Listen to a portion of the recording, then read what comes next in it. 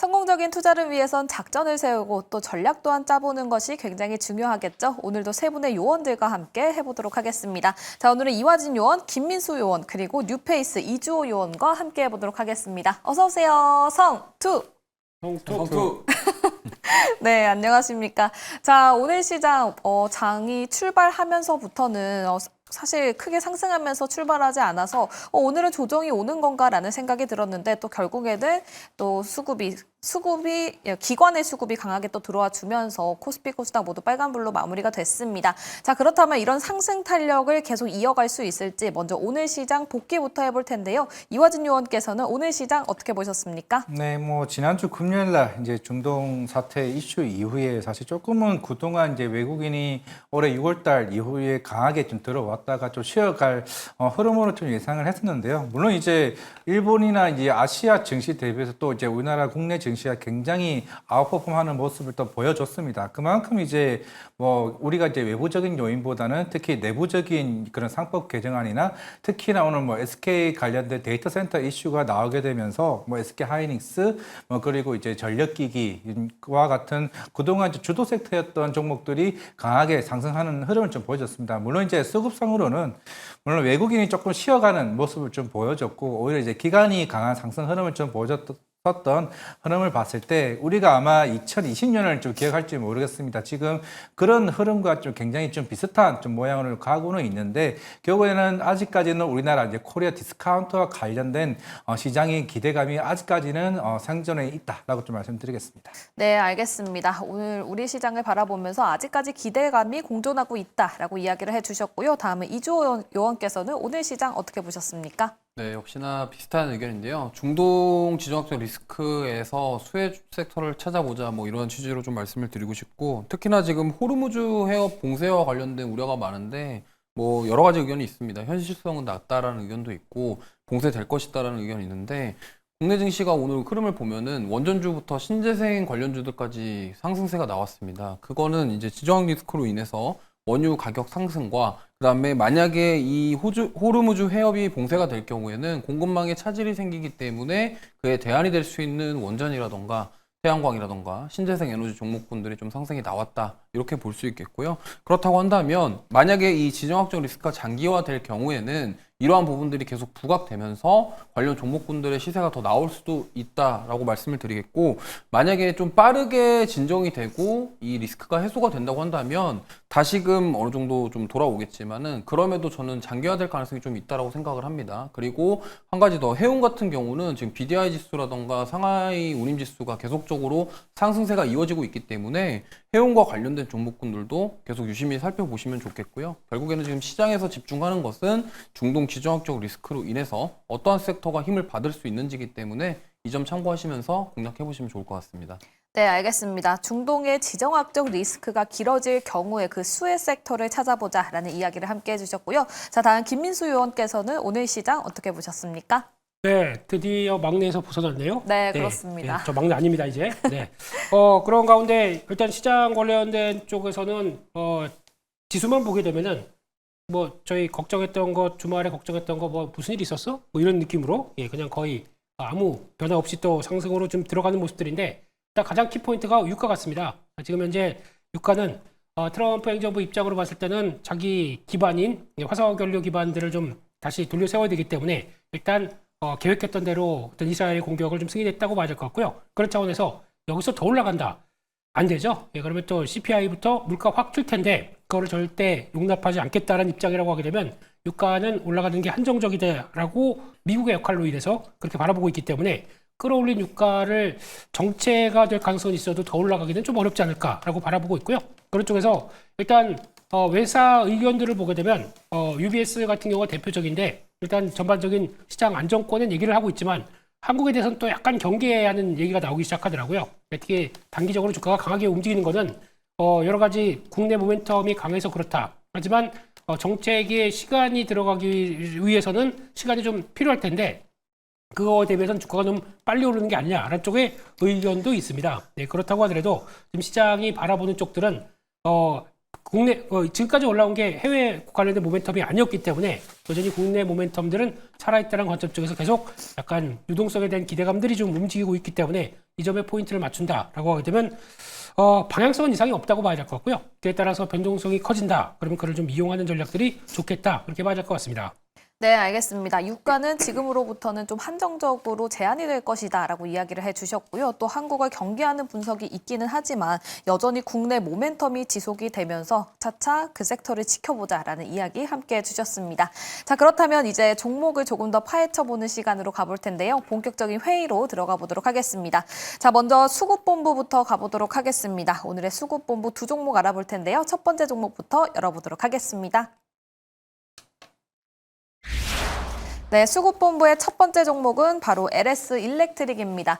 전력과 관련된 종목들이 오늘장에서 다시 한 번 더 큰 시세를 나타나 줬습니다. 또 지금 시장에서 실적 관련돼서 실적에 대해서 기대감이 있는 종목들이 다시 또 한번 불을 뿜고 있는 모습인데요. 그렇다면 앞으로의 시장 속에서 믿을 수 있는 건 실적주일까요? 그중에서도 LS 일렉트릭 짚어보도록 하겠습니다. 자, 먼저 세 분의 요원들의 한 줄평부터 들어볼 텐데요. 먼저 이화진 요원께서는 LS 일렉트릭 한 줄평 어떻게 주셨습니까? 데이터 센터에 관련된 수요는 아직까지는 ING다 말씀드리겠습니다. 네, 여전히 진행 중이다라고 이야기해 주셨고요. 다음 이주호 요원께서는 LS 일렉트릭 어떻게 주셨습니까? 네, 뭐 사실 미국향 그 수출에 대한 모멘텀이 가장 크고 그리고 스마트 배전 솔루션에 대한 가치를 재평가해야 되지 않을까. 왜냐면 배전반이 사실 국내 넘버원이 아닐까 이렇게 생각하고 있기 때문에 배전에 강점이 있는 LS 일렉트릭 유심히 보시면 좋을 것 같습니다. 네, 알겠습니다. 자, 다음 김민수 요원께서는 어떻게 주셨을까요? 네, 10% 올랐는데요. 성장만 확인되면 비싸지 않은 주가라고 생각하고 있습니다. 알겠습니다. 성장만 확인되면 비싸지 않은 주가라고 주셨는데 이 부분에 대해서는 마지막에 들어보도록 하고요. 자, 첫 번째로 이화진 요원의 이야기부터 들어보도록 하겠습니다. 데이터 센터 전력 수요는 여전히 진행 중이다. 어떤 이야기 있을까요?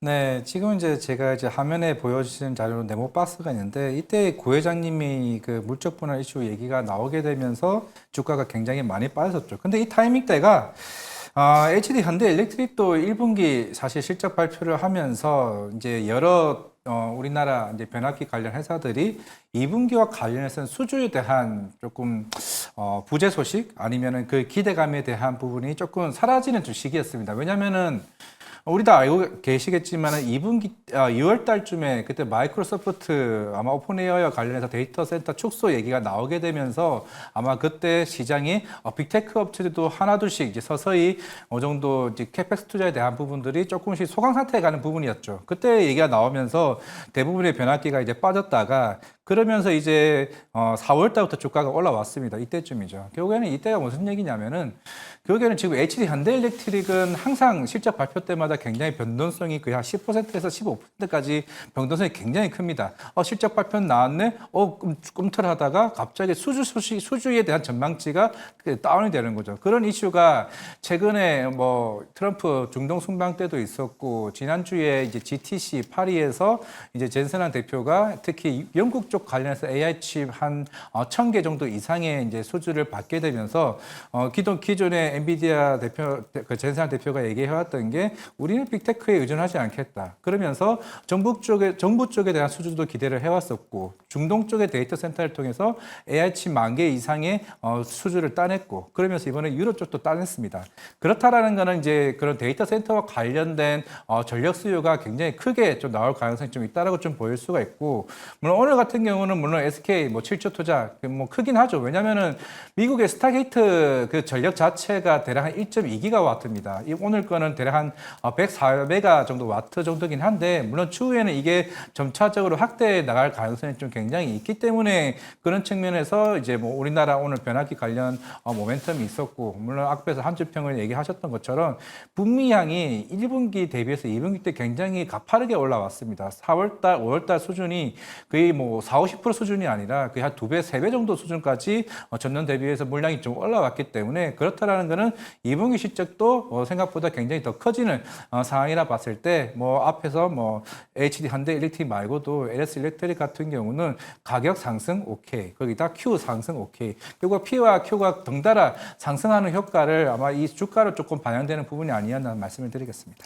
네, 알겠습니다. 데이터 센터와 관련해서 여러 노이즈가 있었던 만큼 실적을 발표할 때마다 변동성이 굉장히 컸었던 LS 일렉트릭인데요. 하지만 지난주 GTC에서 이 데이터 센터의 전력 수요가 크게 나올 수 있다는 점을 알아볼 수 있었다라는 코멘트 함께 해주셨고요. P도 Q도 올라갈 가능성 여전히 존재한다라는 이야기 함께 들어봤습니다. 자, 그 다음은 이주호 의원께서도 이 LS 일렉트릭 관련해서 스마트 배전 솔루션 사업의 가치 재평가라고 한 줄 평을 주셨는데요. 조금 더 자세하게 짚어보도록 하겠습니다. 네, 사실 전력기기 관련주들 많은 분들이 관심이 많으실 텐데 사실 3대장이라고 불리는 효성중공업, HD현대일렉트릭, LS 일렉트릭 있는데 사실 LS 일렉트릭은 2월 달에 아까 하락도 설명해 주셨지만 가장 크게 하락했던 이유는 이제 반덤핑 관세에서 자유롭지 못했다라는 점입니다. 왜냐하면 HD현대일렉트릭과 효성중공업 같은 경우는 미국 공장에서 조달이 가능했기 때문에 관세에 대한 우려가 없다라는 점이 부각이 되었고 특히나 효성중공업 같은 경우는 만약에 지금 에너지 저장 장치 시스템과 같이 사업을 하고 있거든요. 무슨 말이냐면 효성중공업이 전력기기 사업이 매출의 70% 되면은 나머지 30%는 뭐 아파트라던가 건설 사업을 같이 하고 있습니다. 근데 그 안에 지금 에너지, ESS, 에너지 저장 장치와 관련된 사업을 하고 있기 때문에 그 부분이 원전과 부각을 받으면서 효성중공업은 더욱더 강하게 상승이 나왔고요. 그 다음에 이제 HD현대일렉트릭인데 역시나 지금 세 기업 중에 HD현대일렉트릭은 실적에서 가장 두각을 드러냈습니다. 그러다 보니까 빠르게 주가가 회복되었고 이제 그 다음이 LS일렉트릭인데 저는 사실 앞서 말씀드린 그 두 종목보다 이 LS 일렉트릭 같은 경우는 실적이나 이런 부분에 있어서 모멘텀이 다소 부족할 수 있다라고 생각을 합니다. 다만 근데 제가 처음에 말씀드렸던 배전반 시스템 관련 사업인데요. 사실 LS 일렉트릭은 PLC부터 시작해서 배전반 솔루션을 자동화시키는 그 사업에 대해서 굉장히 집중을 하고 있고 저는 변압기를 통해서 지금 송전과 배전, 그러니까 전력을 공급을 한다고 한다면 그 데이터 센터 안에서 분전을 해야 되고 그 배전 시스템이 저는 굉장히 중요하다고 생각을 합니다. 왜냐하면 뭐 전력을 받아서 잘 공급해주지 못하면은 제대로 동작을 안 할 수도 있고 문제가 생길 수가 있기 때문에 저는 그렇기 때문에 데이터 센터가 계속적으로 생겨나면 생겨날수록 저는 이 배전 시스템에 대해서 주목을 해봐야 된다고 생각을 하고 있고 그 부분에 대해서는 아직 주가에 다 반영이 되지 못했다라고 생각을 합니다. 그렇기 때문에 LS 일렉트릭 같은 경우는 이제 신고가를 노려보고 있고 오늘 좀 강한 상승이 나왔는데 거래량이 그렇게 많지 않았음에도 불구하고 오늘 생각보다 많이 올랐거든요. 그래서 만약에 지금 수출에 대한 기대감과 만약에 배전에 대한 부분들 이런 것까지 부각이 된다 그러면 추가 상승이 나올 수 있다고 생각하고 있고 그 다음에 동해안 HVDC 수주 같은 경우도 지금 LS 그룹에서 수주를 했기 때문에 이러한 부분들 그리고 국내 정책 그러니까 서해안 에너지 고속도로 정책과도 같이 엮이면서 추가 상승 여력이 충분히 있다라는 점 그래서 효성중공업이라던가 HD 현대일렉트릭 을 좀 놓치신 분들, 좀 상대적으로 덜 오른 종목을 찾고 계신 분들은 LS 일렉트릭 괜찮을 것 같다라는 말씀 드려보도록 하겠습니다. 네, 알겠습니다. 지금 시점에서도 충분히 진입해도 가능할 것 같다라고 이야기를 해주셨고요. 지금 배전 시스템에 굉장히 주목을 하고 계신 것 같습니다. 하지만 그 배전 시스템에 대해서는 주가에 충분히 녹아들지 않았다라고 말씀을 해주시면서 여전히 상승 여력이 남아있다라는 인사이트 주셨습니다. 자, 다음은 김민수 의원께서는 성장만 확인되면 비싸지 않은 주가라고 이야기해 주셨는데요. 그 부분 자세하게 들어보도록 하겠습니다. 네, 일단 지금 전력기기를 볼 때 가장 핵심은 앞으로 벌어질 일, 특히 이제 제 생각에는 지금 금, 은 외에 구리 가격은 앞으로 많이 오를 거라고 생각하고 있습니다. 그런 쪽에서 구리 가격이 상승하게 되면 그에 따라서 전력기기 업체들은 당연히 가격을 올릴 수밖에 없는 구조고 수요가 타이트하다 보니까 그리고 어떻게 보면은 공급 부족이다 보니까 이를 그대로 들어가기 시작한다 그러면 앞으로도 이 사이클들은 계속 확장될 수밖에 없다는 쪽에서 구리 상승에 대한 대표적인 수혜적인 섹터라고 봐야 될 것 같고요. 그런 쪽에서 앞서 다 말씀을 하셨는데 또 하나 신기술 관련된 쪽에서 지금 눈길이 가는 쪽들은 이겁니다. 하이퍼그리드 NX라고 하는 기술인데 이게 LS 전선과 공동으로 개발을 해서 최근에 좀 부각을 받고 있는 모습들인데 정확하게 보게 되면 차세대 초전도 전력 공급 시스템이라고 봐야 될 것 같고요. 이게 왜 지금 각광을 받냐면은 지난 어떤 그 전력기기 전시회 쪽에서도 나왔던 부분들이긴 한데 특히 데이터 센터라든가 요즘 또 하이퍼스케일의 AI 데이터 센터 쪽에서는 큰 다량의 전력을 빠르게 공급해야 된다라고 했었을 때 가장 효과적으로 공급할 수 있는 시스템을 개발하는 쪽이 이쪽입니다. 그렇기 때문에 만약에 이제 점점 더 데이터 센터가 좀 더 가속화되고 어떤 전력 공급에 대한 얘기가 나왔을 때 수주가 나오기 시작한다라고 하게 되면 시장에서 가장 또 강하게 부각을 받을 수 있는 부분이기 때문에 이 점을 계속 눈여겨봐야 될 걸로 보여지고 있고요. 또 오늘 적극적으로 시장에서 전력기기들이 움직였던 부분들은 대역음 변압기가 대미 수출이 10일까지 데이터를 보게 되면 540% 증가했습니다. 그러니까 즉 하반기에도 역시나 어떤 수출은 이상이 없다는 쪽에 대해서 자신감을 좀 강하게 또 이어갔다고 봐야 될 것 같고요. 그런 측면이라고 하게 되면 미국 시장에서만 올해 매출이 한 17% 늘어나서 비중이 한 17% 정도 되죠. 네, 그러다 보니까 1조 원대 들어가는 모습들이고 배전반 쪽에서 성과가 나오기 시작하게 되면 지금부터 그러니까 작년까지는 실적들이 좀 정체가 돼 있다고 하더라도 최근 들어 외사 리포트는 LS 일렉트릭을 솔직히 별로 안 좋아합니다. 고평가다 이렇게 얘기를 하고 있는데 연간 20%의 성장만 보여준다라고 하게 되면 그들도 의견이 바뀔 겁니다. 그런 쪽으로 봤을 때 여전히 추가 상승 여력들은 실적만 확인되게 되면 가능하다라는 쪽에서 계속 어떤 20%의 성장세를 보일 정도의 분기 실적 흐름들을 좀 체크한다라고 하게 되면 추가적인 레벨업은 가능하다라고 봐야 될 것 같습니다. 네, 알겠습니다. 연간 20%가량 성장하는 모습만 찍혀준다면 추가적인 상승이 기대된다라는 이야기를 함께 해주셨고요. 또 구리 가격도 상승이 예상이라면서 이에 따라서 수혜를 받을 것으로 또 기대가 있다고 하니까요. 이 부분 참고해보시면 좋을 것 같습니다. 자, 이렇게 LS 일렉트릭 관련해서 이야기 나눠봤습니다. 자, 다음은 수급본부 두 번째 종목으로 넘어가 보도록 할게요. 네, 수급본부의 두 번째 종목은 바로 삼양식품입니다. 자, 삼양식품 또 130만 원을 코앞에 두고 있는데요. 때문에 52주 신고가를 기록했었죠. 그렇기 때문에 세 분의 요원들께서는 오늘 시장에서 삼양식품 어떻게 보셨고 또 앞으로는 주가 상승 탄력을 이어갈 수 있을지 이 부분 여쭤보도록 하겠습니다. 자, 먼저 이화진 요원께서는 삼양식품 어떻게 보고 계십니까? 일단은 뭐 여러 가지 시장에서 나오는 뭐 목표가들 뭐 180만 원도 있고 200만 원도 있긴 한데 뭐 이제 삼양식품도 이제 계속 꾸준히 이제 공장들이 이제 완공이 되면서 이제 캐파 자체에 따른 매출 성장이 좀 나오지 않을까 좀 생각을 하고 있습니다.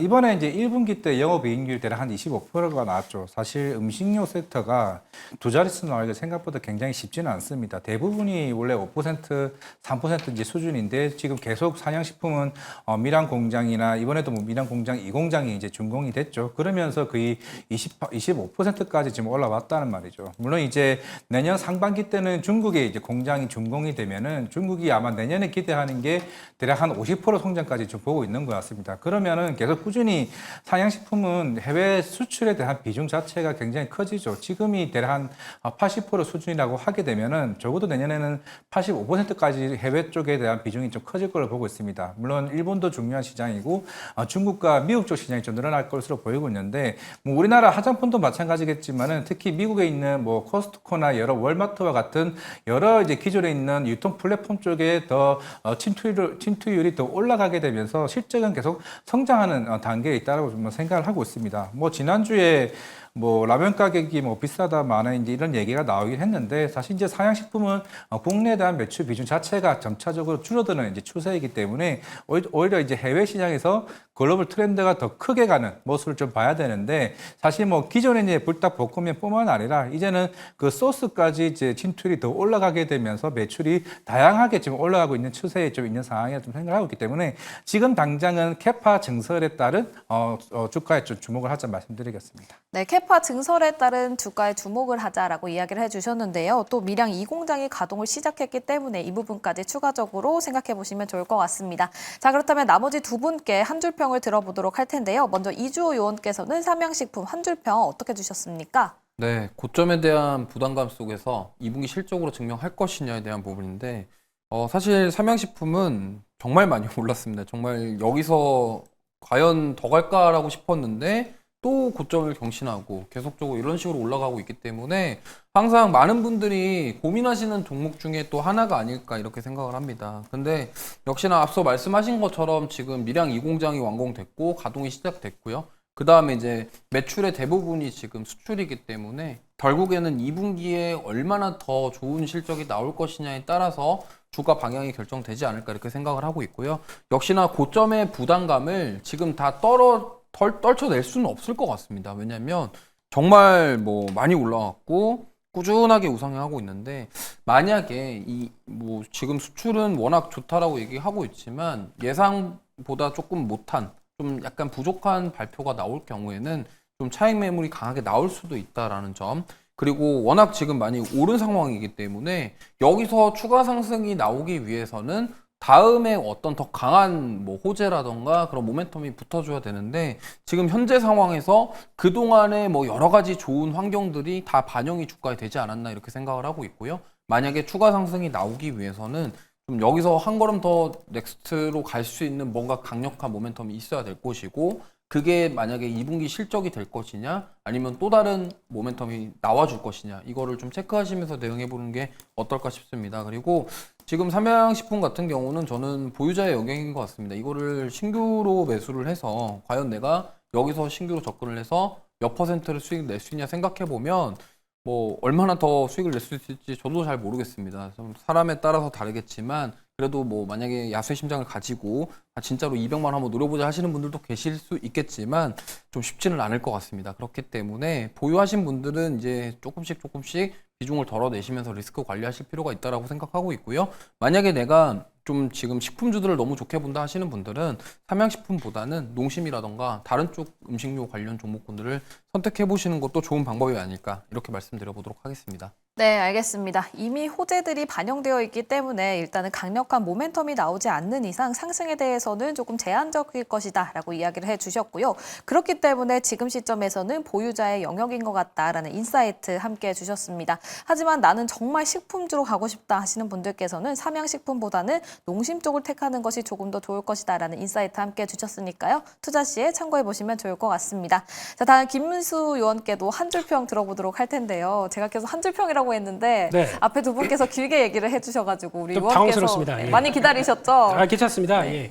김문수 아니고요. 민수. 예, 민수 대선이 의원님. 뭐 아닙니다. 네, 예, 예. 그렇죠. 그렇습니다. 네, 일단 한 줄 평만 말씀드리게 되면 네. 불닭 소스도 있다 이상입니다. 알겠습니다. 네. 불닭 소스도 있다라고 코멘트를 해주셨는데요. 그럼 조금 더 자세하게 들어보도록 하겠습니다. 네, 일단 주가가 많이 올라왔다고 볼 수도 있겠는데 나오는 데이터 보게 되면 근거가 있다고 봐야 될 것 같습니다. 삼양식품 같은 경우는 일단 미국 라면 점유율이 13%까지 올라왔습니다. 지금 4%포인트 작년 동기 대비해서 올라왔던 모습들이고 ASP도 같이 올라가는 모습들이죠. 관세 때문에 조금 더 올라왔다고 보고 있기 때문에 매출은 확장되는 국면들 큰 이상 없다고 봐야 될 것 같고요. 그런 측면으로 봤을 때 미국에서 점유율이 더 올라갈 것이냐 데이터를 보게 되면 코스트코가 아직 입점률이 50%밖에 안 됩니다. 게다가 월마트는 90%대 후반이다 보니까 어느 정도 채워졌다고 하더라도 그 밖에 크로거라든가 샘스클럽 이런 쪽으로 들어가기 시작한다 그러면 아마 미국 점유율은 더 올라갈 수 있겠다라고 봐야 될 것 같고요. 게다가 미래양 이 공장 관련된 쪽에서 데이터를 한번 보게 되면 기존 공장에서는 19억 개에서 한 20억 개 살짝 증설된 모습들이죠. 게다가 또 이번에 신공장은 한 6억 개 후반대 정도가 아닐까 싶었는데 웬걸 8억 3천만 개 정도까지도 어떤 증설할 내보낼 수 있다라고 캐파를 얘기를 하고 있습니다. 그렇다는 얘기는 스마트 팩토리다 보니까 가동 시간이 더 늘어납니다. 기존에는 20시간으로 책정을 했었는데 22시간, 3시간까지 늘어난다라고 하게 되면 이 부분이 가장 핵심이다라고 하게 되면 예상보다 훨씬 더 많은 캐파가 늘어나고 있고요. 게다가 또 해외 쪽의 공급사들은 단순하게 불닭볶음면이 이게 라인이 하나가 아니라 여러 가지 라인들을 다 공급받고 싶다라는 쪽인데 미처 공급이 제대로 안 됐기 때문에 지금 이런 정도의 수치가 나왔다고 하게 되면 지금부터는 더 캐파가 늘어난다고 봤었을 때 여전히 어떤 앞으로의 확장성은 더 이어질 수 있겠다라고 봐야 될 것 같고요. 그러다 보니까 예상보다 늘어난 캐퍼를 가지고 당연히 같이 동반적으로 들어가는 소스 업체들도 우리 기대감이 높겠죠. 그러다 보니까 지금 오늘 급등했던 S&D 같은 경우도 올해 실적으로 보게 되면 살짝 비쌀 수 있겠지만 하반기에는 증설했던 부분들 그대로 적용되기 시작합니다. 그러다 보니까 지금 나오는 실적 예상치는 제가 보기엔 틀리다고 생각됩니다. 더 확대될 수밖에 없고요. 또 하나 라면 스프 업체 하바네로 쪽으로 들어가는 회사 중에 하나가 MSC라는 회사가 있습니다. 그때 또 1,000억대 이하로 시총을 보여주다가 이게 따라가기 시작한다. 그러면은 훨씬 더 이쪽들도 같이 체크해야 될 대표적인 스프 소스 업체가 아닐까 생각되고 있습니다. 네, 알겠습니다. 그렇다면 삼양식품보다는 소스 관련주들로 가보는 게 더 좋을까요? 이제 조정시 매수, 조정시 매수, 예, 그렇게 해보도록 하겠습니다. 네, 알겠습니다. 또 주가가 굉장히 많이 올라가 있는 상태이기 때문에 지금 시점에서 공격적으로 매수를 하기보다는 조정 시에 매수를 해보자라는 의견 함께 해주셨으니까요. 투자 시에 참고해 보시면 좋을 것 같습니다. 자, 이렇게 수급본부에서 두 종목 짚어봤습니다. LS 일렉트릭 그리고 삼양식품 해봤고요. 이번에는 이슈본부로 넘어가 보도록 할 텐데요. 이슈본부의 첫 번째 종목 확인해 보도록 하죠. 네, 이슈본부의 첫 번째 종목은 바로 삼성 SDS입니다. 자, 오늘 스테이블 코인 관련주로도 묶이고 또 AI와 관련해서도 묶이면서 삼성 SDS가 크게 상승하는 흐름을 보여줬습니다. 그렇다면 상승한 이유에 대해서 조금 더 자세하게 짚어보도록 하고요. 앞으로 그 상승을 또 이어갈 수 있을지 이 부분도 상당히 중요하겠죠. 자, 먼저 세 분의 요원들께 한마디씩 들어보도록 하겠습니다. 자, 먼저 이화진 요원께서는 삼성 SDS 한 줄 평 어떻게 주셨을까요? 네, 한마디만 하겠습니다. 정부 정책의 중심에 설 때 일단 가장 세다라고 얘기하는 거죠. 결국에는 정부에 맞서지 마라 이 말씀을 드리고 싶었습니다. 네, 알겠습니다. 정부 정책의 중심에 설 때 세다라고 이야기를 해주셨고요. 다음은 이주호 요원께서는 한 줄 평 어떻게 주셨을까요? 네, 기대감의 급등세가 나왔다라고 보고 있고요. 이런 단순 기대감 속에 상승했을 때 차익 매물에 좀 주의해보자라는 말씀 드려보도록 하겠습니다. 네, 알겠습니다. 자, 다음은 김민수 요원께서는 어떻게 주셨을까요? 네, 쫓아갈 필요도 없을 것 같고요. 또 똑같이 조정시 매수, 조정시 매수로 보겠습니다. 예. 네, 알겠습니다. 자, 이번에는 1등으로 발언권을 드리도록 하겠습니다. 깜짝이야. 김민수 요원께서 네. 조금 더 자세하게 짚어주시죠. 그러면 한마디가 아니라 계속 시키셨지. 예, 그렇습니다. 예. 한마디 플러스 계속 이어가게 되면요. 일단 오늘 시장의 특징은 SI라고 하는 대기업 시스템 통합업체들이 강하게 반응을 했습니다. 그중에 중심이 되는 회사가 삼성 SDS였고 롯데 쪽도 롯데 이노베이티브, 이노베이티브 이런 회사들 같이 전반적으로 다 강했고 LGCNS까지 이런 변화가 왜 나왔냐면은 시장에서는 이제 미국에서 이어가는 이제 테더라든가 서클에 대한 결제 쪽으로 이제 이어지는 변화가 좀 더 확산된다라는 쪽으로 봤을 때 우리도 준비해야 된다라는 쪽에서 대기업들의 어떤 스테이블 코인에 대한 준비 기대감들이 같이 반영이 되지 않았나. 그리고 또 특히 쌉니다. 생각보다 비싸지 않다라는 쪽에 대해서 변화가 나왔다고 봐야 될 것 같고요. 게다가 삼성 SDS 같은 경우는 준비도 잘 했다고 봐야 될 것 같습니다. 행안부에서 범정부 초거대 AI 공통 기반 구축 거의 우선 협상 대상자로 선정이 됐기 때문에 그에 따라서 이쪽 스테이블 코인 관련된 쪽의 기대감이 좀 높은 그 AI와 관련된 쪽들도 같이 했기 때문에 이번에도 성과를 내줄 수 있지 않겠느냐 이런 쪽으로 바라보는 모습들이고요. 그런 쪽에서 또 한때 얘기 많았던 삼성 SDS 같은 경우는 그룹 내 매출이 좀 둔화되면서 상대적으로 AI라든가 클라우드 쪽으로 좀 바꿔가기 시작하다 보니까 오히려 그룹 내 매출 쪽이 좀 떨어지는 모습들이고 다른 쪽들이 올라가다 보니까 이쪽들이 34에서 37%까지 올라온다. 훨씬 더 기대감이 높은 모습들이죠. 게다가 삼성 SDS 월봉을 한번 보시게 되면은 주가가 상대적으로 많이 저점대가 크게 오른 게 없다라고 관점 쪽에서 어떤 수급 빈 모습들을 그대로 좀 대응할 수 있었던 모습들이죠. 그러다 보니까 지금 현재 삼성 SDS가 갖고 있는 현금성 자산이 6조 원대 가까이 되고 있는데 이에 흐름에 맞춰서 봤을 때는 PBR 이제 올라와서 1.1배 생각보다 비싸지 않다라는 쪽으로 보여지고 있기 때문에 다시 한번 추세 저항까지 들어온다라고 하게 되면 역시나 한 20만 원대 근처까지는 들어올 수도 있지 않느냐라는 쪽들에 대한 조금 자신감이 좀 붙었다고 봐야 될 것 같고요. 그런 쪽에서 정부 정책이 조금 더 가시화된다라고 하게 되면 계속 시장에서는 부각을 받을 수가 있기 때문에 게다가 또 대기업 계열이라고 하게 되면 큰 자금들도 강하게 들어올 수가 있다라는 쪽에서 계속 눈여겨봐야 되지 않나 생각하고 있습니다. 네, 그렇지만 지금 조정 시의 매수라고 말씀을 해주셨는데 조금은 기다렸다가 들어가 보는 게 좋을까요?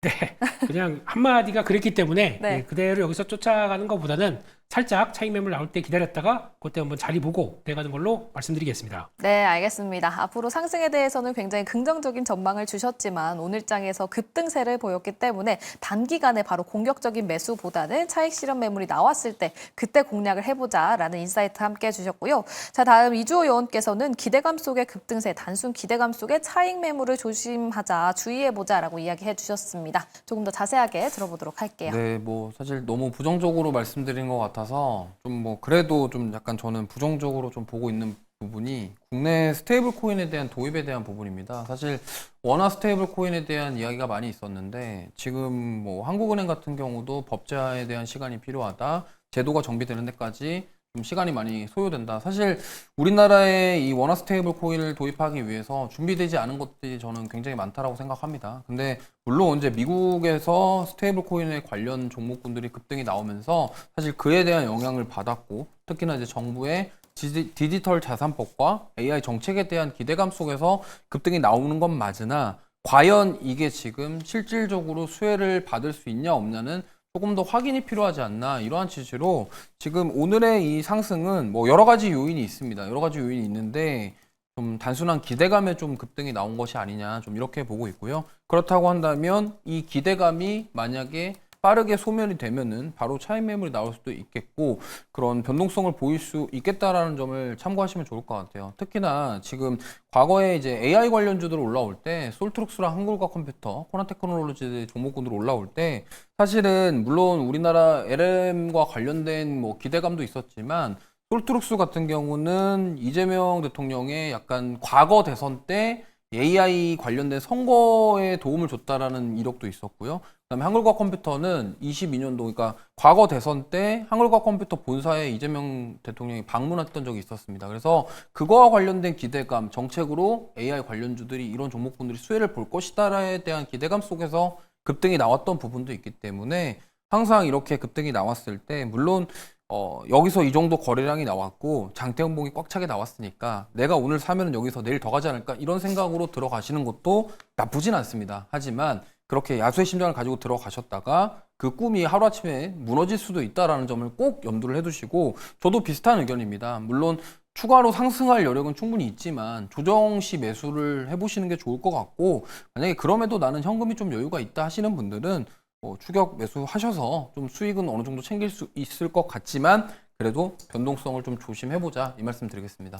네, 알겠습니다. 또 기대감이 굉장히 크게 올라갔기 때문에 실질적인 수혜에 대해서는 아직까지 확인이 필요하다라고 이야기를 해주셨고요. 또 급등세는 보인 만큼 지금 시점에서 또 공격적으로 매수하기에는 조금 힘들 수 있다라는 이야기 함께 해주셨으니까요. 투자 시에 참고해 보시면 좋을 것 같고요. 다음은 이화진 의원께서는 정부 정책의 중심에 설 때 세다라고 이야기를 해주셨는데 그렇다면 이 기대감만으로도 계속해서 강하게 올라갈 수 있다라고 생각하시는 걸까요? 그렇죠. 이때는 뭐 주말 사이에 나왔던 AI 이제 미래기획 수석 이제 하정우 이제 수석이죠. 이분이 물론 이제 네이버 출신이기도 하지만은 또 삼성 SDS 연구원 출신이기도 합니다. 네, 그러면서 이제 사실 그 삼성 SDS가 사실 그동안 주가가 못 올라갔던 거는 그만큼 이제 클라우드 AI 쪽의 성장도 굉장히 미진했던 부분도 있었고 그런 걸 사실 오늘 이제 향후 5년 동안 이제 이 AI 쪽에 그 100조 단위 규모 이제 AI 투자가 이루어진다고 하는데 이걸 이제 서버린 AI라고 하죠. 그러니까 외부의 그런 AI 쪽의 기술력을 채택하지를 않고 이제 국내 이제 기술력만으로 인해서 내재화 시키겠다는 겁니다. 그만큼 이번 정권에서도 일단 AI 쪽은 좀 강하게 투자를 할 가능성이 굉장히 높다라고 했을 때 그런 측면이 좀 기대감이 주가에 조금 많이 반영이 되지 않았을까 생각을 하고 있고 물론 이제 지금 여기서 바로 주가가 더 바로 간다라고 좀 생각하지는 않습니다. 당연히 이제 어느 정도 조정은 충분히 좀 나올 수 있다고 생각하고 있고 사실 그렇게 오늘 뭐 수급상으로 그렇게 뭐 이뻐 보이지도 않습니다. 외국인 오히려 팔았잖아요. 팔았고 오히려 저는 삼성 SDS보다 다른 관련주가 조금 움직이지 않을까 생각을 하고 있는데 그 종목은 제가 이따가 좀 말씀을 드리겠고 일단은 삼성 SDS와 관련해서는 사실 뭐 그동안 워낙 이제 사실 주변에서도 클라우드 AI 관련해서 왜 삼성 SDS는 변동성이 왜 이렇게 약하냐라고 얘기했던 만큼 그만큼 굉장히 무거웠던 주식은 맞습니다. 그러면서 이제 추후에 결국에는 이제 하정우 이제 수석을 통해 가지고 실제로 이제 그런 클라우드 이제 IT 플랫폼을 조금 이제 본격적으로 활용하게 되었을 때 그에 대한 모멘텀을 더 부각시킬 수 좀 있는 상황이기 때문에 근데 의외로 좀 생각보다 조정은 그렇게 강하게 나오지는 않을 것 같아요. 최근에 말을 좀 많이 하시는 분들이 하는 말들이 이런 스테이블 코인이나 이런 이슈들은 결국에는 계속 하는 순간 할 때 미련이 생기게 만들 수밖에 없는 그 기대감이 채택될 가능성이 좀 있지 않을까 생각을 하고 있습니다. 네, 알겠습니다. 또 이렇게 관련해서 인사이트 함께 해주셨으니까요. 참고해 보시면 좋을 것 같고요. 그렇다면 이화진 의원님, 지금 또 댓글창에서 그럼 네이버가 수혜주가 될 수도 있겠네요 라는 얘기가 나왔는데 좀 수혜를 받을 수도 있는 걸까요? 단순히 만약에 하정우 수석이 네이버 출신이라서 뭐 수혜를 더 받을 수 있냐. 그거는 뭐 인맥 테마주랑 뭐 상관이 없다고 생각을 하고 있는데 오히려 이제 카카오 쪽 같은 경우가 기존에 이제 오픈 AI랑 아직까지는 이제 그 협력 맺은 게 아직 결과가 좀 나오지는 않았습니다. 지금 이제 베타 서비스를 하고는 있긴 하겠지만은 오히려 카카오가 저는 개인적으로 혜택을 받을 가능성이 더 분명하지 않을까 생각을 하고 있습니다. 네, 오히려 카카오가 수혜를 받을 수 있다라는 이야기 함께 해봤습니다. 자, 이렇게 삼성 SDS 짚어봤고요. 다음은 두 번째 종목 가보도록 하겠습니다. 네, 이슈본부의 두 번째 종목은 바로 한화 시스템입니다. 또 오늘 방산 관련주들이 굉장히 크게 올라갔었고요. 한화 시스템 역시 이 이슈가 부각이 되면서 크게 상승하는 흐름을 보여줬습니다. 자, 그렇다면 세 분께서는 어떻게 생각하고 계실지 먼저 한 줄평부터 들어볼 텐데요. 이화진 요원께서는 한화 시스템 한 줄평 어떻게 주셨습니까? 결국에 오늘의 상승은 좀 단발성이라 좀 생각을 하고 있습니다. 그렇기 때문에 이벤트성 이제 급등에 따른 거는 조금 단발적 흐름에 유의하자 말씀을 드리겠습니다. 네, 단발적인 흐름에 유의해보자라고 이야기해 주셨고요. 다음 이주호 요원께서는 어떻게 주셨을까요? 네, 강한 섹터가 더 강하게 간다 이렇게 말씀드리겠고요. 방산주들 최근에 뭐 트렌드인 것 같습니다. 신고가 경신하고 계속적으로 신고가 경신하는 모습들. 그렇기 때문에 추가 상승도 충분히 가능하지만 너무 많이 올랐기 때문에 좀 부담스럽다라는 말씀드리겠습니다. 네, 알겠습니다. 다음 김민수 요원께서는 어떻게 주셨을까요? 네, 오늘 급등주 특집이네요. 네. 다 급등해서 뭘 얘기가 좀 그런데 똑같습니다. 닭이 급등 불구하고도 조정시 매수 똑같이 그렇게 가도록 하겠습니다. 알겠습니다. 또 앞서 한마디에 있었던 것처럼 강한 섹터가 더 강하게 가고 있는 시장이기 때문에 그래서 오늘 차림표가 이렇게 됐었던 것 같습니다.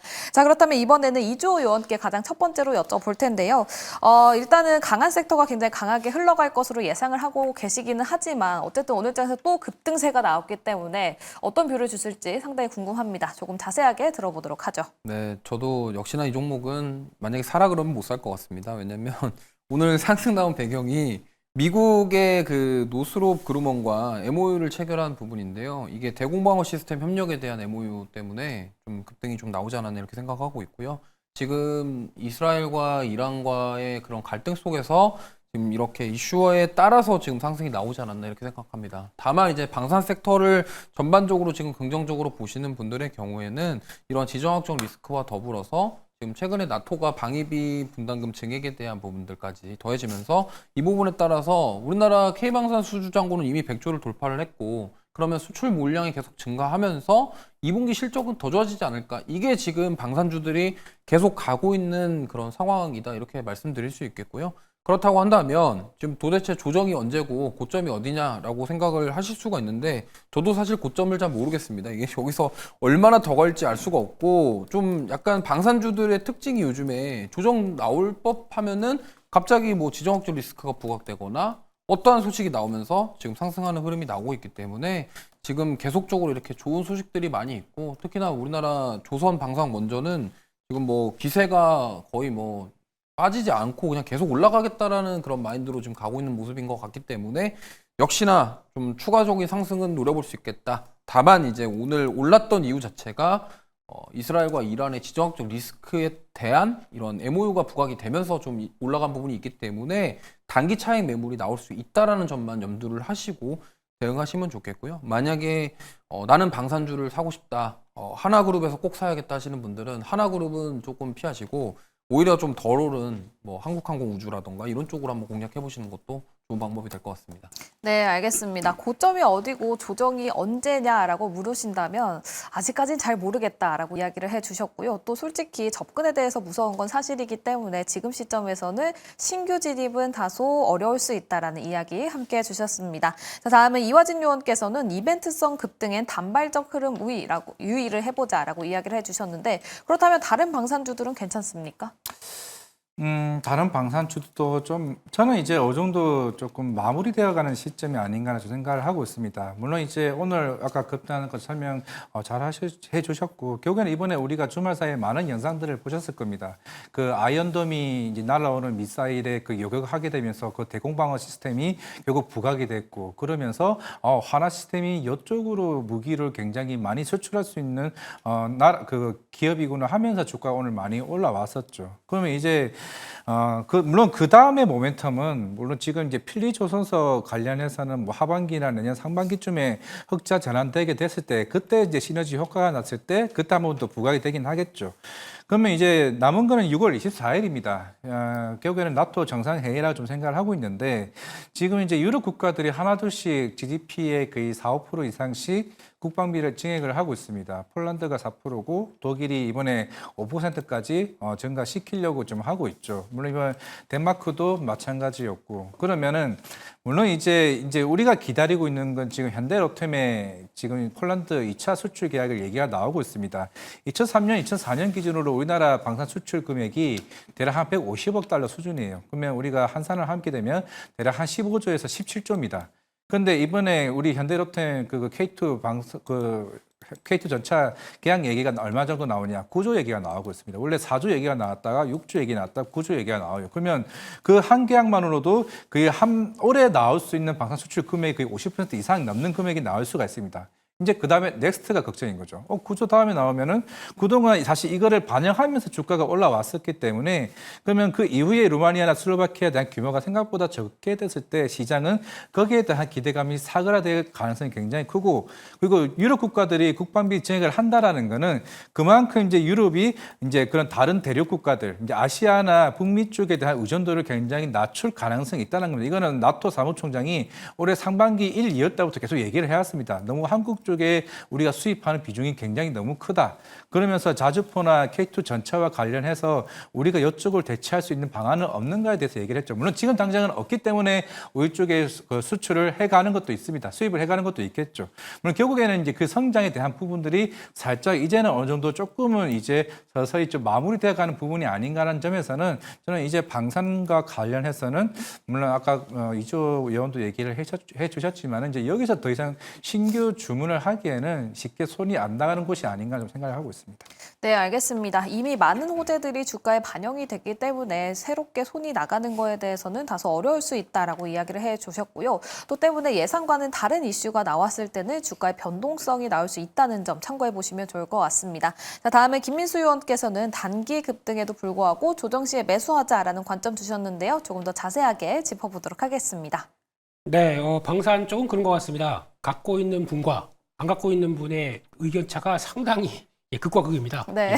안 갖고 계신 분들은 지금 무슨 뭘 여기 쫓아가겠느냐 그런 쪽들인데 갖고 충분히 이 수익을 갖고 올라오신 분들 같은 경우는 여전히 어떤 이유를 댈 수 있을 만한 요인들이 상당히 많다라고 얘기하는 것 같고요. 그렇죠. 특히 이제 현대로템만 본다고 하더라도 한 2년 전 정도만 끌고 온다고 하더라도 2년 후까지 실적만 보여준다고 하더라도 그거만 그대로 온다고 하더라도 PR 20배입니다. 그러면 이게 과연 비싼 거냐라고 얘기하시는 분도 있더라고요. 그렇기 때문에 시장 분위기 가면 가는다 보다 뭐 이런 쪽으로 보고 있는데 일단 한화시스템 같은 경우 또 갖고 있는 분들의 얘기를 보게 되면 한국판 팔란티어다. 멋있죠? 네. 이름 멋있고 거기다 또 국방 관련된 쪽에 AI와 같이 이렇게 성과를 내는 회사가 어디 있겠느냐라는 쪽들이고 게다가 또 오늘 올랐던 거는 SI 업체들 하나그룹의 SI 쪽과도 같이 연결되어 있기 때문에 이거 영향대 같이 있는 것도 크다고 봐야 될 것 같습니다. 그런 쪽에서 어떻게 방산 쪽만 본다고 하게 되면 대표적으로 폴란드 K2 전차에 들어가는 사격 통제 시스템이니까 이쪽이 다 담당을 하고 있고요. 하나 시스템이 담당하고 있고 레이더는 또 강자죠. 그렇기 때문에 천궁2 들어가는 레이더라든가 또 LSM 관련된 쪽에서도 레이더 담당하고 있고 그러다 보니까 방산 업체들이 잘하는 거에 부분적인 쪽은 다 연결을 시켜서 잘하고 있기 때문에 수출이 잘 되게 되면 당연히 영향을 같이 끼친다라는 쪽에서 기대감이 높은데 하지만 주가 수준이 그렇게 싸지는 않기 때문에 이런 점들도 체크는 해야 될 것 같고 게다가 또 한화 시스템의 약점이라면은 작년까지에 보여줬던 실적의 순이익 같은 경우는 작년이 고점일 겁니다. 더 이상 앞으로 2, 3년 동안은 그 정도 실적 못 보여줄 가능성이 높습니다. 연결 순이익 쪽으로는요. 왜냐면은 한화오션 관련된 쪽에 대한 이익의 일회성 비용이 반영됐기 때문에 아마 올해 그리고 한 2027년까지는 약간 그 정도까지 못 나온다라고 하게 되면 밸류가 좀 막혀 있을 수가 있겠죠. 그런 점을 어느 정도 인식한다라고 하게 되면 일단 지금은 추격 매수하기는 좀 어렵고요.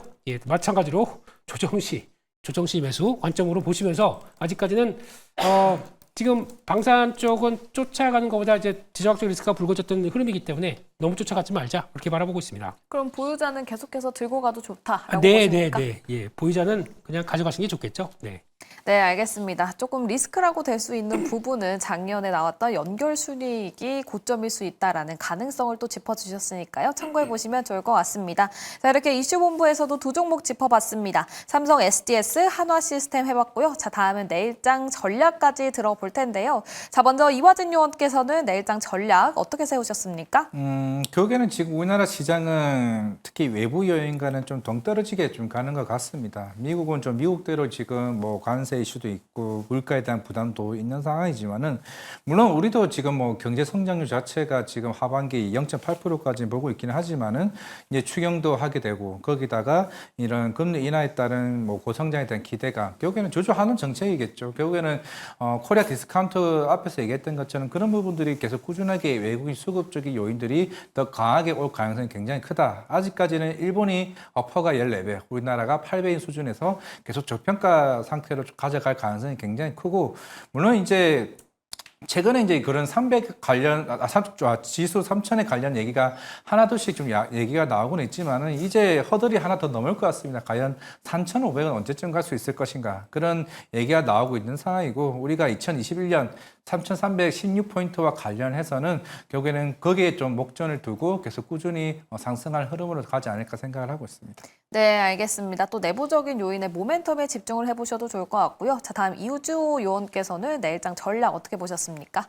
네, 지금 지정학적 리스크가 부각되는 가운데 앞서 말씀드렸지만 지금 에너지와 관련된 전력과 관련된 종목군들이 오늘 강세를 보였습니다. 그렇기 때문에 내일도 저는 이 부분이 좀 계속 연속적으로 이어질 것 같고요. 특히나 지금 지정학적 리스크가 단기간에 뭔가 해소되기엔 좀 어려움이 있을 것 같기 때문에 장기화 가능성에 대해서 좀 생각을 해본다고 한다면 지금 정부 정책의 수혜를 받을 수 있는 신재생과 관련된 섹터, 그 다음에 지금 아까 뭐 자료로도 나왔었는데 6월 달에 지금 변압기 수출이 540% 급증에 대한 부분으로 인해서 전력기기와 관련된 둘 다 에너지와 전력 공급이라는 공통점이 있기 때문에 이쪽을 잘 참고해 보시면 좋을 것 같습니다. 네, 알겠습니다. 에너지와 전력의 연속적인 상승이 기대가 된다라고 이야기를 해주셨고요. 때문에 신재생, 전력기기 관련주들 내일장 흐름 살펴보시면 좋을 것 같습니다.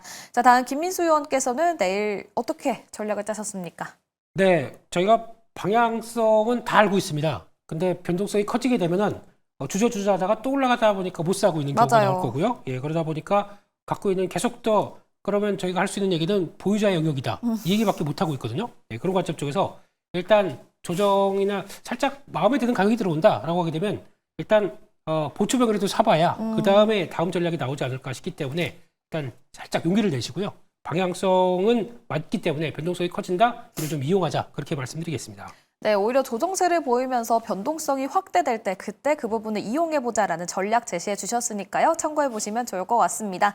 자, 그렇다면 시초가 공략주로 넘어가 보도록 하겠습니다. 내일장 시초가에서 우리가 공략해볼 수 있는 종목들 어떤 게 있을까요?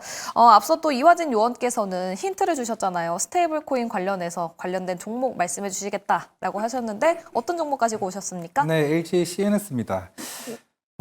일단은 뭐 내일 이제 미국에서 이제 상원에서 이제 스테이블 코인 관련해서 이제 최종 이제 표결 통과 여부가 좀 정해져 있는 상황이기 때문에 결국에는 달러 스테이블 코인이 일단 가장 먼저 시장에 이제 들어오게 되겠죠. 물론 지금 미국의 이제 글로벌 스테이블 코인 시가총액 자체가 거의 한 350조 정도 이제 수준이긴 합니다. 물론 이제 2028년 기준으로 2조 달러 시장까지 좀 눈여보고도 있죠. 국내 같은 경우가 일단 올해 거래 대금 자체가 거의 한 50조 정도를 육박하고 있습니다. 실제로 28년 정도가 우리나라도 한 100조 정도 이제 눈여겨보고 있는 상황인데 일단 지난주 10일 날 일단 발의했습니다. 우리나라도 워낙 스테이블 코인을 이제 발의를 한 상황이기 때문에 생각보다 이와 관련된 정책들이 좀 올라갈 것으로 보이고 있고 그럼 왜 LG CNS냐?